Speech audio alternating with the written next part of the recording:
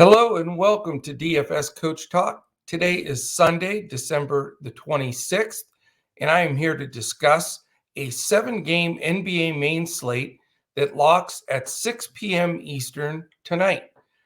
I am Joe Sarvati, by the way, affectionately known as Coach. I hope all of you had a fantastic Christmas and Santa was good to all of you. We had a terrific stretch here the last 3 or 4 days. In the NBA, we've just been top 1%, top 3% every night.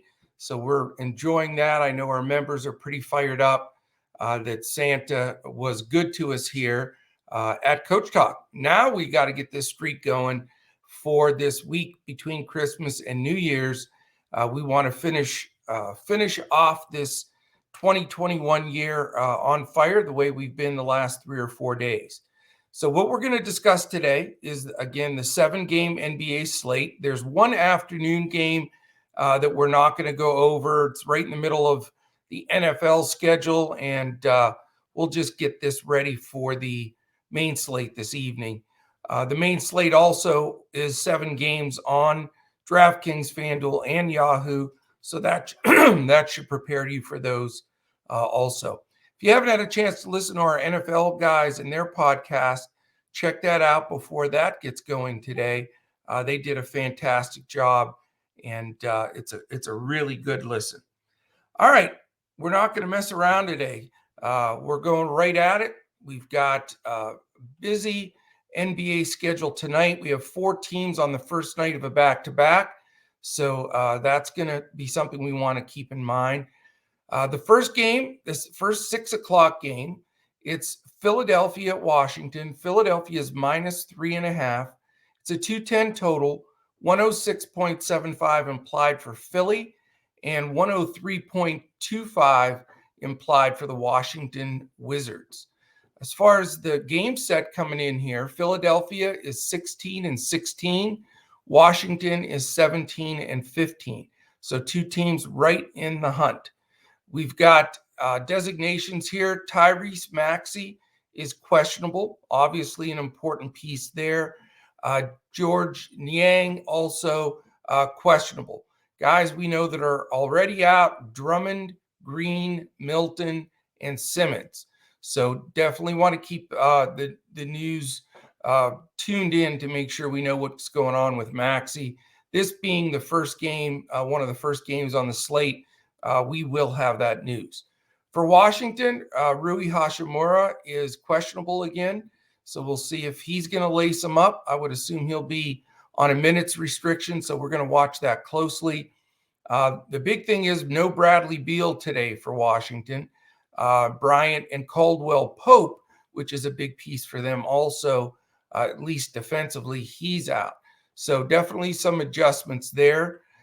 Statistically speaking, we have Philadelphia and Washington playing extremely slow, 29th and 25th, hence the 210 total. So not exactly very conducive there to a big DFS game.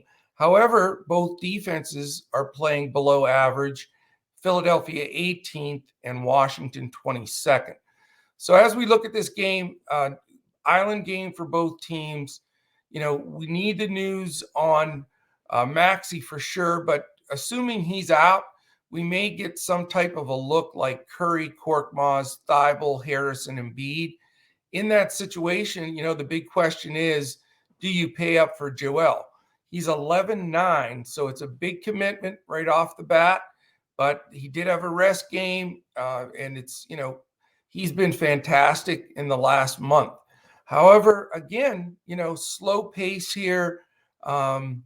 It definitely a question mark. It is nice that there's no Drummond to back him up. He may get an extra 2-3 minutes because of that. But still, the jury's out for me on Embiid. I think it's a little risky at that 11-9 number.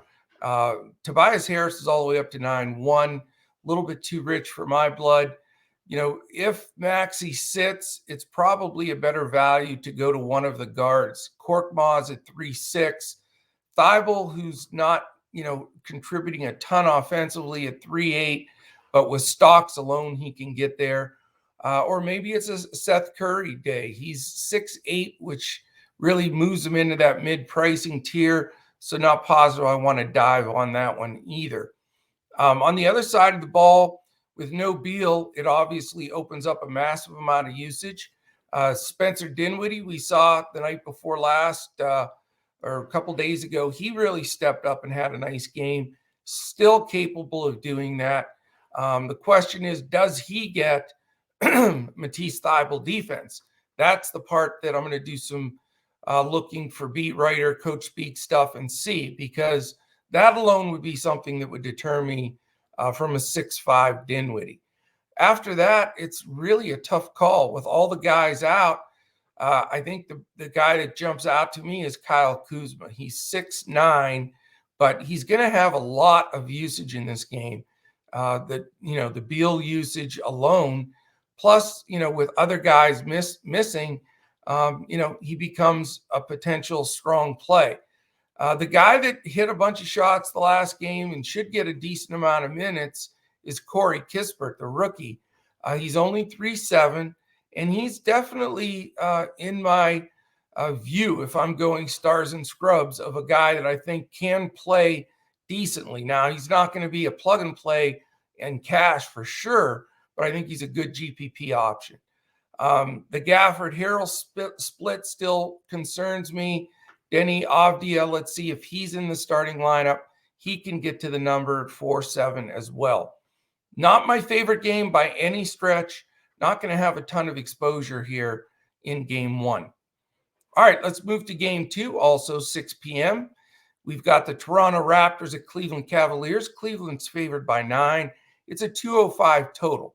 Only implied 98 for Toronto, 107 for Cleveland. So this looks like not a very fun DFS game by any stretch of the imagination. Coming into this game, though, you've got two teams playing decent ball. Toronto's 14-15. Cleveland, really the surprise of the NBA by far, 19-13. Amazing. Here's the laundry list of guys out, though. This is the problem. Champagne, whatever his name is, nobody can ever pronounce it. He's questionable. But here you go. Banton and Birch and Siakam are all probable. So we may, that changes their rotation. Johnson, questionable. And then here are the guys that are out. It's ridiculous. Achua, Anunoby, Barnes, Dragic, Flynn, Trent, and Van Fleet. Can you believe that? I mean, it's everybody. So right now, here's the lineup that they're possibly starting. Goodwin, Mikhailuk, Watanabe, and maybe Banton and Boucher. I mean, it's wild. So, the total's really low, but you are going to have usage going somewhere. Somebody's going to step up in that group. The three guys that I'm looking at to have exposure to here, even if Cleveland smacks them around, Mikhailuk, Watanabe, and Boucher. I think those three guys, with everybody out, they're going to get the majority of the shots. So, we'll talk more about that here shortly. For Cleveland, Okoro is questionable, but we know that Allen, Davis, Mobley, Nembhard, Osman, Stevens, and Windler are out. I mean, I've never seen anything like this in all the years of covering the NBA. It is absolutely crazy. Now, we will say, and this is just a quick plug, we have been on fire since this has started, and I've stated from day one, the way we build our lineups here at Coach Talk is unique to anybody else in the industry. We don't just dump things into an optimizer. We're not mass entering. We're taking all of that information, the analytics, all of the information that we can get statistically, and then we're hand building one or two lineups based on rotation, usage, coach tendencies, the new players that are being signed, their roles. I mean, there's so much more that goes into it now than ever before. I think what it's doing is confusing and really making people struggle, because how do you compare previous lineups? You can't. These guys have never been on these teams.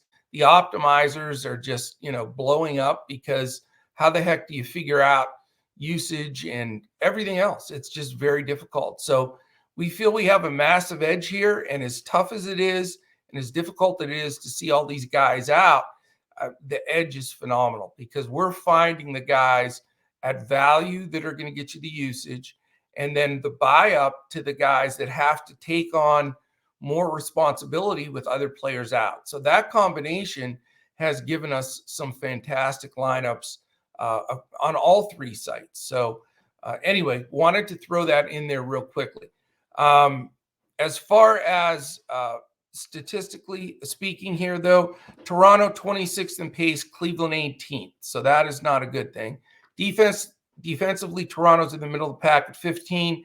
Cleveland, third best defense in the league. So a lot of negative things about this game. However, the positive things are very positive. I mean, you've got a 4-6 Mikhailiuk, a 4-7 Watanabe, and a 5-8 Boucher.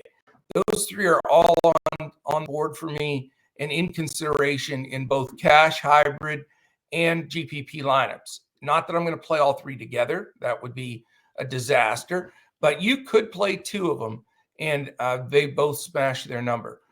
Even in a game with a 205 total. That's the other thing. These Vegas lines are, based on the lines, but they're not based on DFS product. And when you separate from this game and look at who they're playing and who's going to have to score, even if they're held to like 94 points, where are those points going to come from? More than likely, Banton, Mikhailiuk, Watanabe, and Boucher are going to be the four key guys. So we'll take a strong look there. As far as Cleveland goes, again, all their bigs are out. So it's Taco Fall at 3-3. I know he'll get some ownership. Way too scary for me in cash games. Maybe a wild shot in a GPP. But other than that, most of it falls on Garland's back, and he's been fantastic. But he's 9-7. So that's a big commitment to spend 9-7 in a game that, the limited roles and possessions for DFS are going to be in question. You've got Okoro. If he's in, he's questionable at 4-6, is dirt cheap. Lauri Markkanen at 5-6 potential, and Dean Wade at 3-9 should play a decent role in this as well. Let's see what they're going to do with Kevin Love. He came off the bench the other day and smashed his number, but he is 6-1, so we need to look at that. You'll certainly get him at low ownership if he's coming off the bench. So really weird game, but I'm going to have exposure. I think that there's the way this game sets up, there's some interesting scenarios. We go right to the opposite scenario in the next game. It's Memphis and Sacramento, also at 6 o'clock. Here you've got Memphis 4.5-point favorite, but this total is 224. So we're almost 20 points higher. And in DFS terms, that is like playing an extra half a quarter. It's extremely important. So we're going to look at this one closely. Memphis is on the first night of a back-to-back, and we know Jaws just come back recently, so we have to make sure and see, what Coach Jenkins is going to do here as far as minutes. It could affect the starters a bit, especially, if the game gets, double-digit lead either direction. Going into this game, we've got Memphis at 19-14, Sacramento at 13-20. Likely to play for Memphis is Sam Merrill. Questionable, Brandon Clark. The guys they've had out are still out, Aldama, Culver, and Zaire Williams. As far as Sacramento, immense news here. De'Aaron Fox, questionable. Is he going to be back or not? That's certainly, if he's out, Halliburton's been a plug and play and produced every time. I would expect the same if Fox sits. If he does play, we have to reevaluate and take a look there. Likely to play and getting back into action is Terrence Davis and Alex Len. They're both rotational players, so not as much that I'm interested in them, but it affects guys like Holmes, Metu, and Barnes. Out is Mitchell and Queta. So let's take a look here. Statistically, we have 9th in pace Memphis, 4th in pace Sacramento, hence the 224 number. I mean, it is a great DFS paced game without question. Defensively, Memphis is 14th, so they've crawled into the middle of the pack defensively. Sacramento, not so much, 26th. They have been in the bottom 5 all year. So it is a good mixture here for some good DFS results. I think this game obviously, has to have some type of exposure to it for you to in the winning lineups. It's the highest total game of the evening. And there's a lot of different ways you can go. It is an island game for Sacramento, so that helps them. But let's get the Fox news. If Fox is back, no restrictions, he's 8-1. You can consider that without question. If he sits, Tyrese Halliburton, 8-7. All you can eat Tyrese if Fox sits. If Fox plays, Halliburton's not out of the question, especially if Fox is going to play, the 20, 24-minute amount and not full-blown minutes, because Halliburton will get all the rest of those minutes at point guard. Harrison Barnes at 7-2 is a logical play. Chimezie Metu has really stepped up. He's produced in multiple games in a row, and he still remains sub 6K, which is shocking. He's 5'9". Rashawn Holmes, who's been spotty and injured quite a bit here, he's all the way down to 5'8". And then coming off the bench, you've got a mid-level price 7'3" Buddy Hield, which I'm not as interested in if Fox is back, just from that usage standpoint.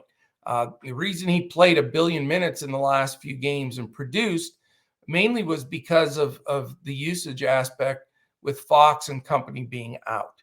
On the Memphis side, Ja Morant at 9K, absolutely a fine play. I mean, it's the first night of a back-to-back, which scares me a little bit for Memphis because, again, if he missed a few shifts, that's going to really hurt if you're playing that 9K number. But it's against Memphis, who doesn't defend and plays fast. So, I mean, it fits perfectly into a 50-burger kind of night for Ja Morant. But, I mean, you need 45 just to get to value. So it's not just slam dunk, but he certainly could be an important piece of any lineup that you build. Desmond Bane at 6K, he's been solid all year, gets to his number most of the time, just not as shiny of a pick here when Morant is back. Dylan Brooks at that 7-1 number, certainly capable of consistency. A lot of people like to go to Triple J at 6-7. And then you got the super pay down center option here in Steven Adams, who's had some really good rebounding games of late and is a good option. With all those guys back, though, I think it eliminates the bench. I'm not personally going to go to Anderson, Jones, or Melton or Clark if he does play. I just don't think that you're going to get enough punch on a 7-game slate from those guys. All right, we move now to the 7 o'clock games. There's 2 7 o'clock and an 8 and a 9. So we're going to have a lot of this action early. No super late game like last night. I don't know what time that game entered. I was groggy. I think it was like 1:30 in the morning, but it was awesome. So tonight it won't be as bad. We'll get to sleep a little bit more realistic time. So this game is Detroit at San Antonio. San Antonio's favored by 10.5. When's the last time the Spurs have been a double-digit favorite? It's a 220.5 total, which is solid, second highest on the entire board. Implied for Detroit 105, 115.5 for the San Antonio Spurs. Detroit comes in 5-26, not very great. Spurs 13-18. They've had their own struggles. Detroit, it's an island game, but then we've got the death fear of Coach Pop on the first night of a back-to-back. And we all know Pop is famous for, playing a guy 15 minutes, sitting a guy, playing a guy I think he picks out of the stands for 20 minutes. You just never know what he's going to do on back-to-backs. But it's an interesting game. I mean, especially when you read the list here. You may want to go get a second cup of coffee because this list for Detroit is ridiculous. Here are the guys that are already ruled out: Cunningham, Grant, Hayes, Jackson, Joseph, Lee, Lyles, Magruder, Olynyk, and Stewart. It's like their top 10 guys. It's crazy. So that's going to really make this game interesting. You talk about stars and scrubs and being able to pull more value guys here. You're talking guys that normally play 8 minutes are going to be playing 35 and taking a bunch of shots. So it's awesome. I love it. I mean, it's fantastic to hand build these with the Pickett's and Garzas. I mean, it's crazy that these guys are all in play, but it is DFS holiday time 2021, something we've never seen before. For the Spurs, they've remained like untouched. I don't know if Pop has a magic bubble around this team, but they haven't gotten touched hardly at all by COVID. All they have is McDermott probable, and the only guy out is Zach Collins. He hasn't played all year because he had surgery. So they don't have one guy in COVID protocols. It's just amazing. All right, let's look at the statistical aspect of this game. We've got Detroit 13th in pace. San Antonio is playing faster than normal. They're 8th. So that's a solid numbers on both sides. And you have 2 subpar defending teams, which is also great. Detroit 23rd, and who knows what they are with this lineup. 31st out of 30, I think. And the Spurs are 17th. So what do we look at here? Corey Joseph is going to be triple chalk here, 5.4. He's, going to be Diallo, and Sadiq Bey are going to be 3 darlings in everybody's lineups. Now, I doubt people are going to have the courage to play all 3. I don't think it's a disaster to play all 3, though. I'd like to play 2 of these 3 guys because I think their usage is going to be just insane. I mean, Corey Joseph's 5'4". Frank Jackson is 4'8". He can get hot. Diallo's 5'6". So those guys are so cheap and they fit so well. And then the guy that's quietly had a great 10 days. I had him twice in the last 4 days where he smashed both times. He's only 7'5". So I know it's a mid-priced guy, but man, I think you got to come out of here with Sadiq Bey and then one of those 3 guards. I've been very impressed with Diallo of late. He is a little bit more than the other 2 guys, but easily Frank Jackson or Corey Joseph can have a 9X kind of game at these prices. So those are the key guys there. I think they're super in play. The other guy, if you want to go dead min at center, how about Luke Garza at 3K? Dead min. Great buy down guy and certainly can be in contention there. After that, you have Josh Jackson at 3.8 and then dead min Jamorko Pickett, and he's going to get good minutes at 3K. So wild game here, but I'm definitely going to have some Detroit exposure. On the other side of the ball, if it stays close enough with the Spurs, they are a 10.5-point favorite.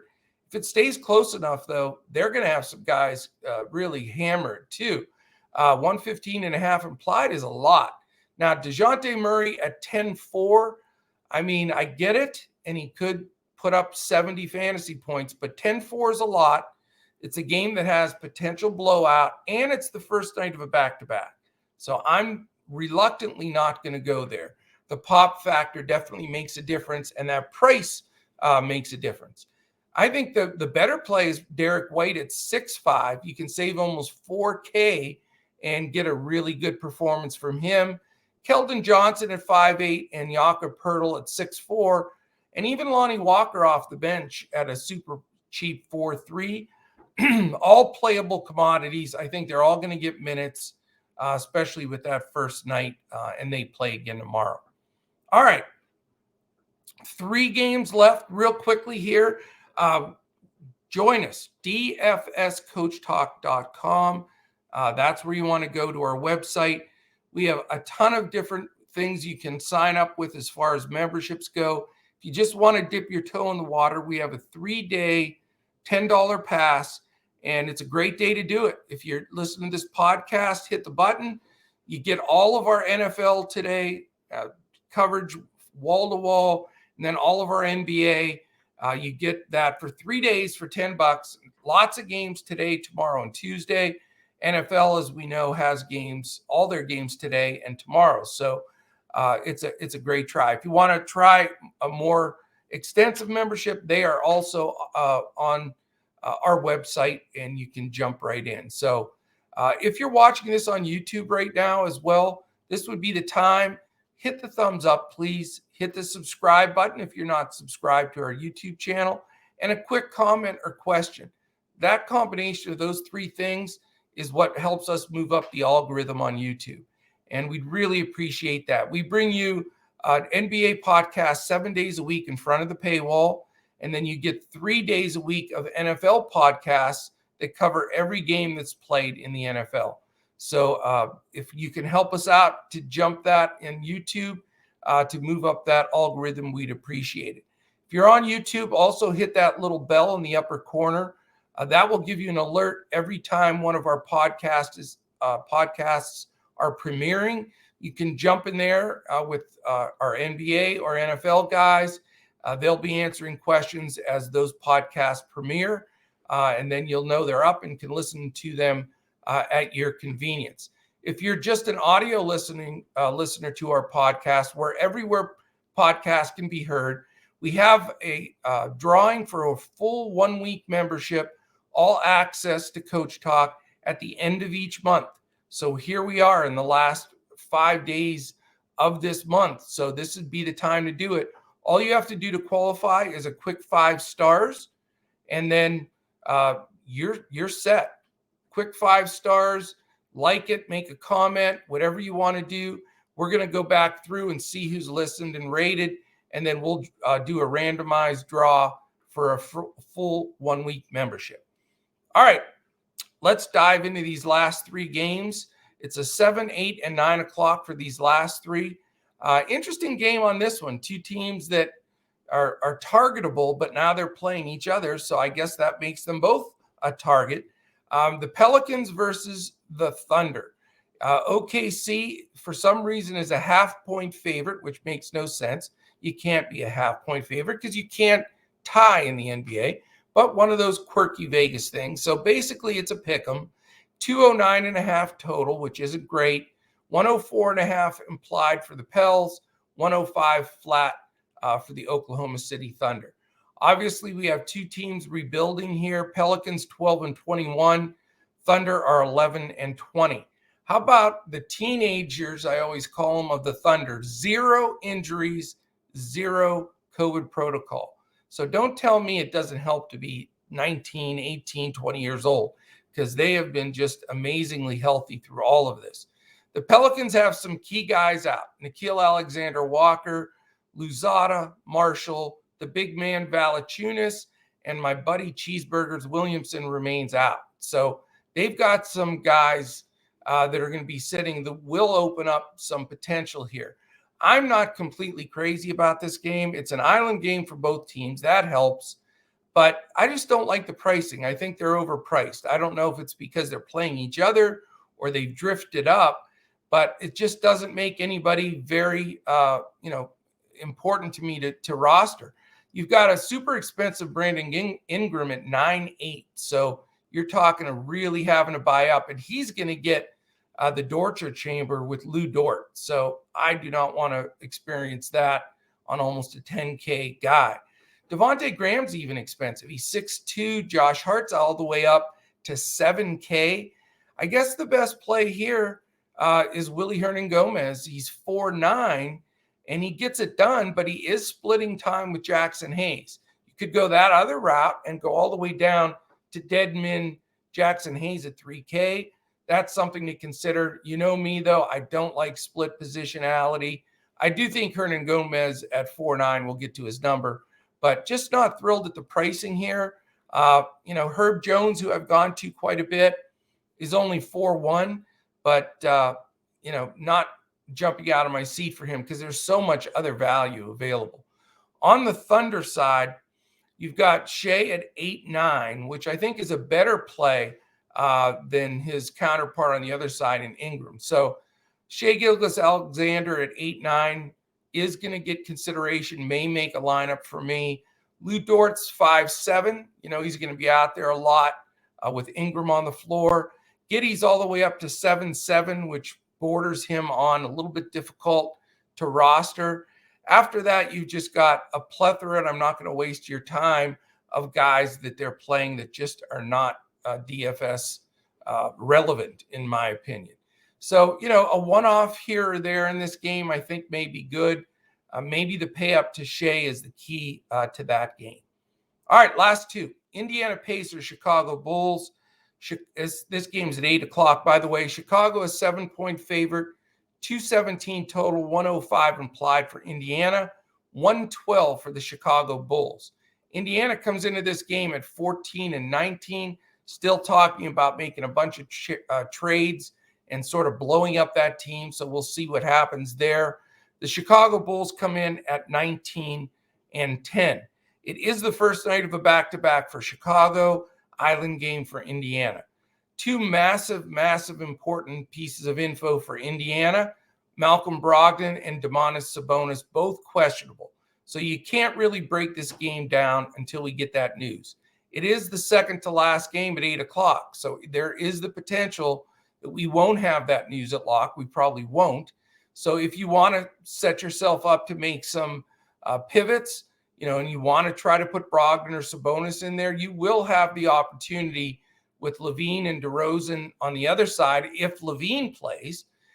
But you have that second game behind them where you could chase down somebody there as well. So make sure as you're building, if you include any of these questionable guys, which in these last games, Brogdon, Sabonis, and LaVine being questionable, that makes a huge difference. So plan accordingly.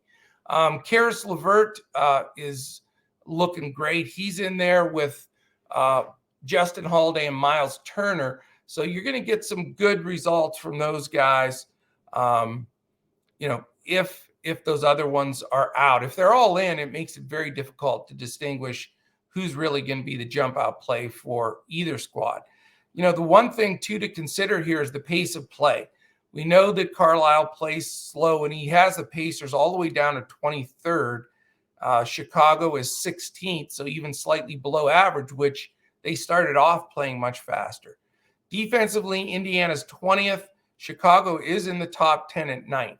So this isn't a super massive runaway as far as speed goes and the defensive combination.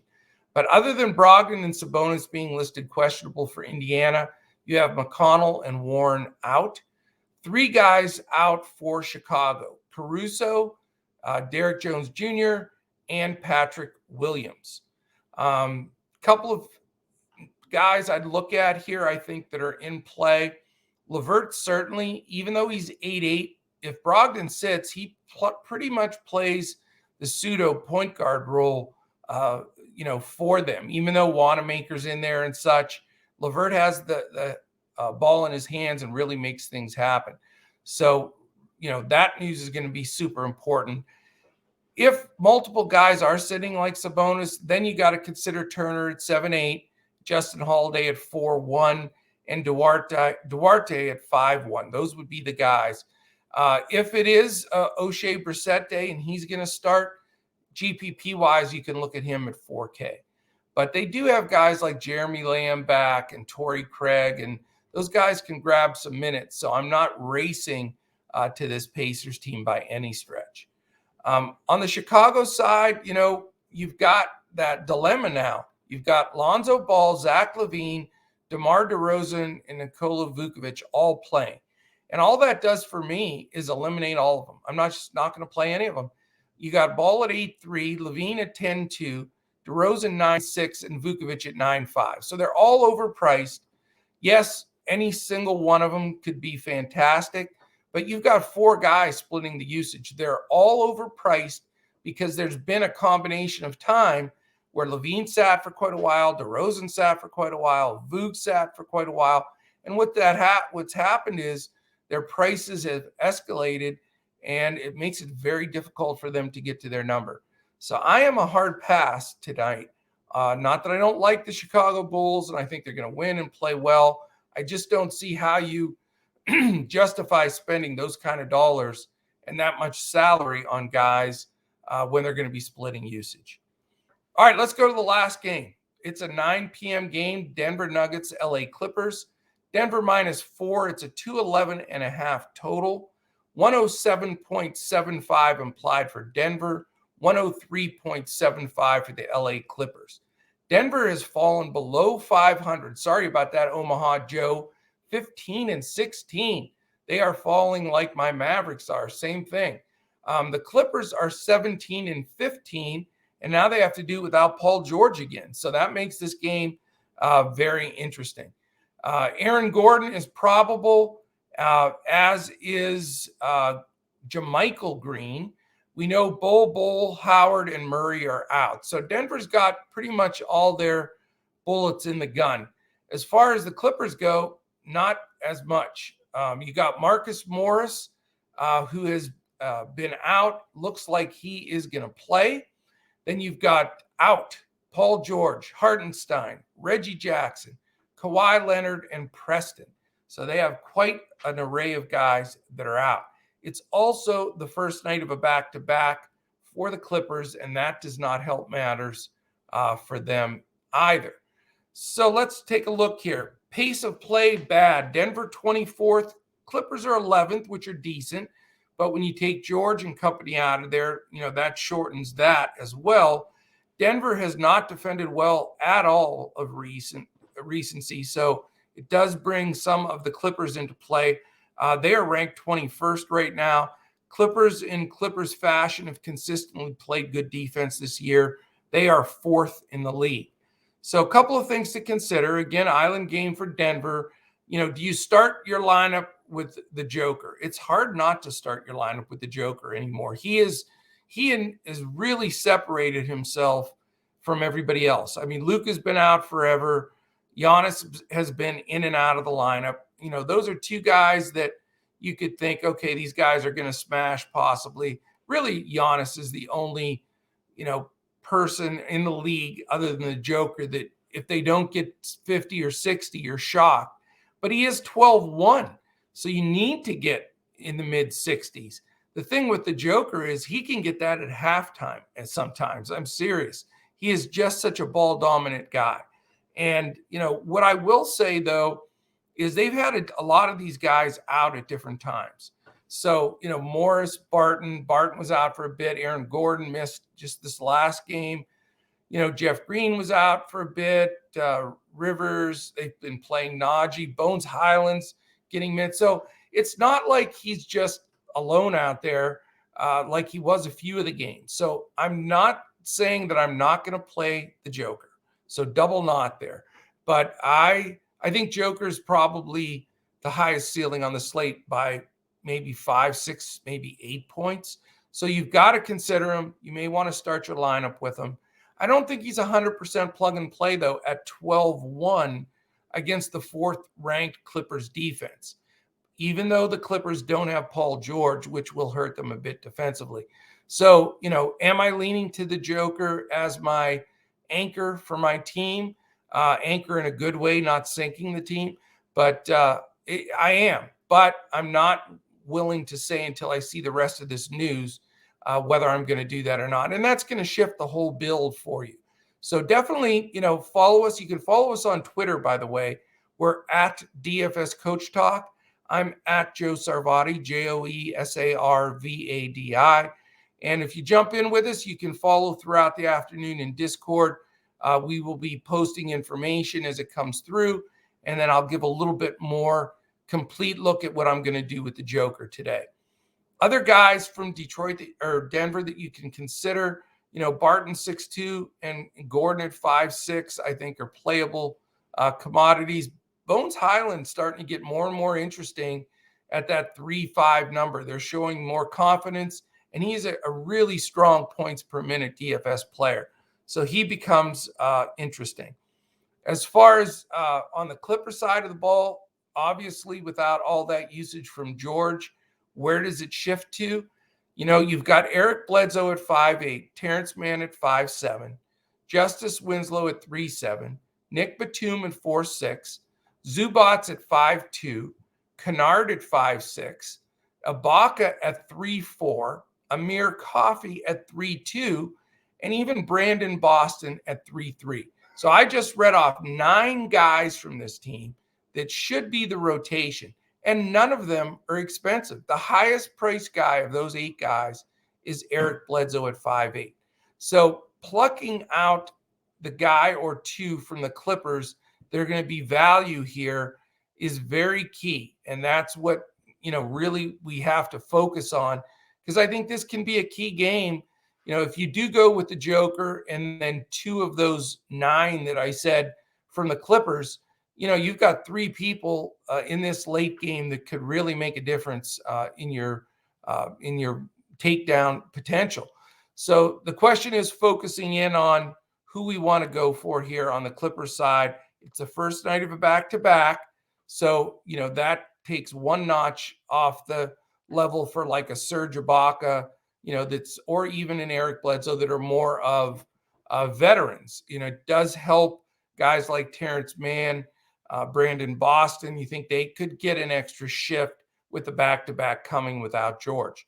The other thing you can do, though, is if you want to look at it in the fact, like I just stated, you've got 9 guys all sort of on equal footing. Is it even worth rostering anybody in DFS? There's certainly risk there, because if they spread it out to all those guys, minutes and usage, nobody's going to get there. So, again, you're not forced into a corner like it used to be in the NBA before all of this COVID protocol, where everybody would sit there and wait for like the 2 value plays to open up. They'd be like 80% owned, and it would get everybody the opportunity to buy up elsewhere. The beauty of what's happening right now is you can go through every team, and those 2 guys that you'd see on the whole entire slate, you can get 2 of them for every team, because it's that wide open with all the guys sitting out. So it gives you a multitude of ways you can build your lineups. All right, that is it. I know that a lot of folks are watching football today. Hopefully you can pop this on and listen to the podcast and get prepared for this evening slate. Again, it's a Sunday night 6 p.m. lock, which is an hour earlier than normal for every other day, but that's been the norm in the NBA on Sundays this season. So you want to catch that, make sure and get those contests reserved and jump in there. If you want to join us, go to DFSCoachTalk.com. Even a 3-day for $10 or a 5-day for $19. We'd love to have you check us out. Appreciate you taking the time to listen in. We'll certainly be back again tomorrow, as now we've got a really good NBA slate throughout the week here, with everybody being off Christmas Eve in the NBA and then Christmas Day with only 5 games. It's really created a good schedule for the rest of this week. So hope that you'll continue to listen, continue to join in, and I'll be jumping in here when this premieres on YouTube in a little bit. So hope to see you there. Thanks again for listening, and we'll talk to you again tomorrow when we look to crush it in NBA DFS.